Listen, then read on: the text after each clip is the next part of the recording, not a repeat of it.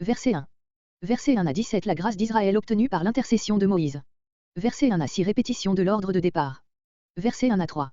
L'ordre de départ, donné Exode 32.34, avait été si brusque et si inattendu pour Moïse lui-même, qu'il n'est pas étonnant qu'il dût être répété et motivé. C'est ce qui a lieu dans les versets 1 à 3. Pour l'explication, voir plus haut. Verset 4. Jusqu'ici le peuple n'avait pas donné le moindre signe de repentance. Il ouvre enfin les yeux et comprend la gravité de la situation, il cesse d'être le peuple de l'Éternel et devient celui d'un ange quelconque, comme les autres nations de la terre. À la vue de ce malheur qui le menace, il se dépouille de tous ses ornements, pendants d'oreilles, colliers, bagues, bracelets, comme on le fait en un jour de deuil. Verset 5. On voit par ce verset que cette manifestation n'était pourtant pas entièrement spontanée. Et signifie certainement, et en effet. C'était Dieu lui-même qui avait prescrit cet acte d'humiliation. Cependant on a aussi compris les derniers mots dans ce sens, que Dieu confirma après coup ce qu'Israël avait d'abord fait spontanément. Que je sache ce que j'ai à faire.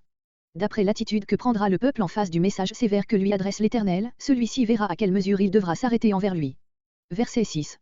En gardant ses parures, le peuple avait jusqu'à ce moment montré hardiment son impénitence, son courroide. Dès le mont Horeb.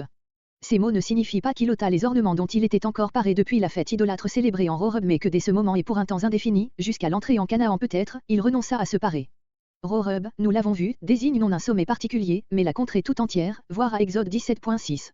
Ils avaient compris qu'outre le châtiment actuel, la menace d'un jugement plus redoutable que tous les précédents planait sur leur tête, Exode 32.34, et la crainte les avait enfin saisis. On doit se demander ce que devenaient les instructions données à Moïse pour la construction du tabernacle, au cas où l'ordre de partir immédiatement du Sinaï, donné 2 fois, serait maintenu. Il ne pouvait être question de se livrer en route à un tel travail. Et d'ailleurs à quoi bon? Le sanctuaire devenait inutile. Car si Dieu ne consentait plus à habiter lui-même au milieu de son peuple, il n'avait plus besoin d'une demeure dans le camp.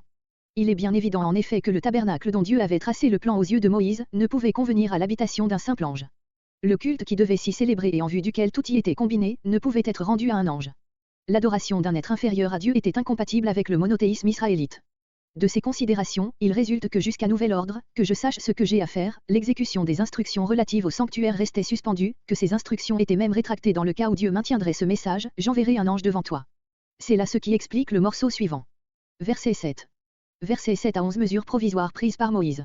Quoique l'Éternel eût déclaré ne vouloir plus demeurer lui-même au milieu de ce peuple, les communications entre lui et Moïse et même entre lui et le peuple, ne devaient pas être entièrement rompues, d'autant plus qu'aucune mesure définitive n'avait encore été prise. C'est à ce point de vue qu'il faut se placer pour juger le récit suivant. On a parfois traduit les verbes de ce morceau en les mettant au futur, Moïse prendra, dressera, appellera, etc. Il faudrait dans ce cas envisager tout ce qui suit comme une continuation du discours de l'Éternel qui commence au verset 5, en faisant du verset 6 une parenthèse. Grammaticalement cette traduction pourrait se justifier, mais le contexte l'exclut absolument. Il suffit de jeter un coup d'œil sur les versets 8 à 11 pour comprendre que c'est là une narration et non une série d'ordres sortant de la bouche de l'Éternel. D'autre part, la forme des verbes hébreux ne correspond pas à notre parfait défini, Moïse prit, dressa. Le sens est celui de l'imparfait, Moïse prenait, dressait, appelait. Il s'agit de tout l'état de choses qui succéda à l'ordre de Dieu verset 6. Tandis que le peuple se dépouillait de ses ornements, Moïse enlevait du camp le symbole de la présence de l'Éternel. Il faut remarquer que dans le texte hébreu le sujet Moïse est fortement mis en relief, en opposition au peuple, Moïse de son côté prenait, dressait. En français nous devons rendre les premiers verbes par le parfait, et Moïse prit, dressa, appela. Après quoi suivent les imparfaits. La tente. De quelle tente s'agit-il? Du tabernacle. Il n'était pas encore construit. Le rédacteur du livre ne peut se contredire absolument, même en admettant qu'il use de documents différents. De la tente de Moïse lui-même. Plusieurs l'ont pensé. Mais Moïse avait sa famille, qui devait habiter dans le camp.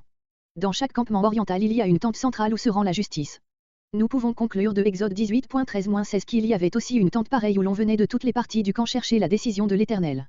Et comme la tente dressée alors par Moïse hors du camp avait le même but, fin du verset, nous devons conclure que c'est cette tente, qui jusqu'alors avait tenu lieu de sanctuaire, que Moïse transporte hors du camp, ensuite du refus de l'Éternel d'habiter au milieu du peuple.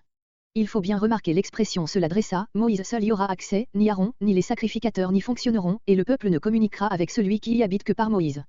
Les expressions si fortement accentuées, hors du camp et loin du camp, insistent sur l'idée du divorce déjà en partie consommé entre l'Éternel et le peuple. Tente d'assignation, c'est-à-dire de rendez-vous.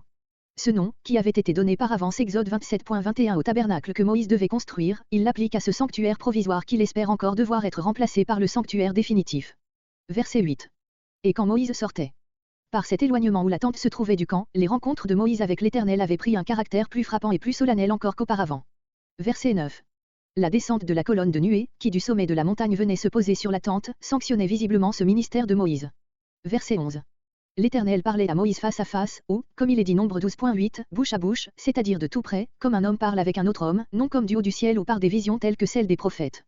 Josué n'était là que comme serviteur de Moïse et gardien de la tente, nullement pour officier. Verset 12. Verset 12 à 17 nouvelles instances de Moïse, exaucement. Verset 12 à 13 nouvelles intercession de Moïse. Voilà que tu me dis. Dieu en chargeant Moïse de la conduite du peuple lui avait promis de l'accompagner lui-même et maintenant, tout en lui laissant le fardeau, il lui retire sa présence et parle de la remplacer par celle d'un être inconnu. Est-ce ainsi que Dieu traite celui qu'il a assuré de son amour et de sa faveur? Je te connais. Ces paroles ne se trouvent pas en propres termes dans ce qui précède, mais c'était le sens de tout ce que Dieu lui avait dit et du choix qu'il avait fait de lui. Par ton nom, Exode 3.4. Verset 13.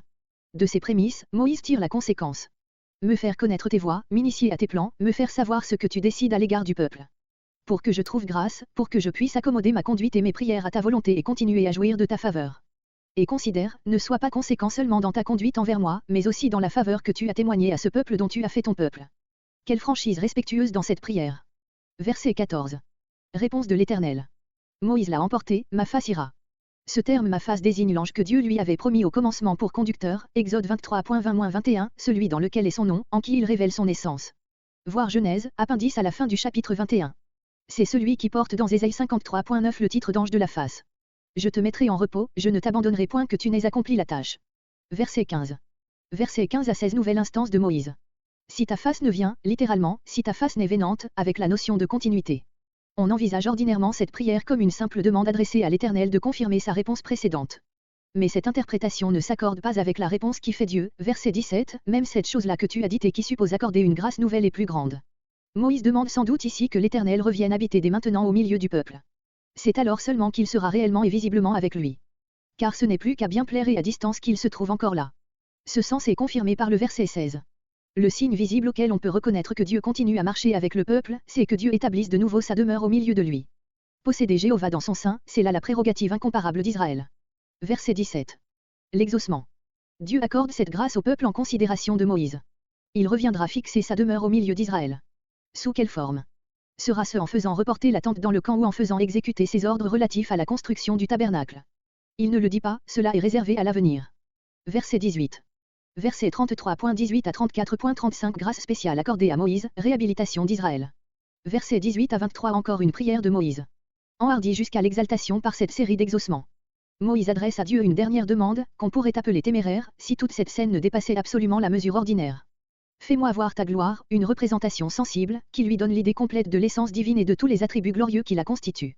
L'éclat du feu dans la nuée, le trône sur le pavé de saphir, tout cela, il le sentait bien, n'était point encore la pleine révélation de l'être divin.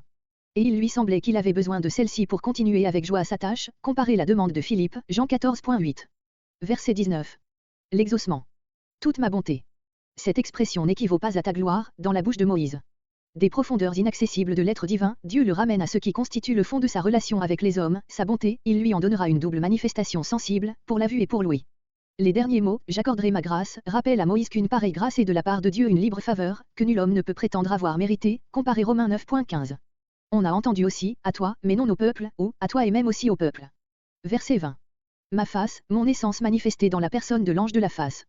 Verset 21. Il y a là une place, naturellement sur le Sinaï, Exode 34.2. Les voyageurs parlent d'une caverne formée par un grand bloc de granit, un peu au-dessous du sommet de la montagne, vers le sud-ouest. C'est peut-être de cette caverne qu'il s'agit. Moïse se tiendra à l'entrée. Au moment du passage de l'Éternel, sa main le couvrira, ce terme de main est une image, que l'on peut appliquer à la nuée qui enveloppera la caverne. Après le passage de Dieu l'obstacle sera retiré et Moïse verra la manifestation divine par derrière. Ce qui en effet est effrayant et redoutable dans un être qui apparaît, c'est le regard, la parole, le geste, tout ce qui se voit en face.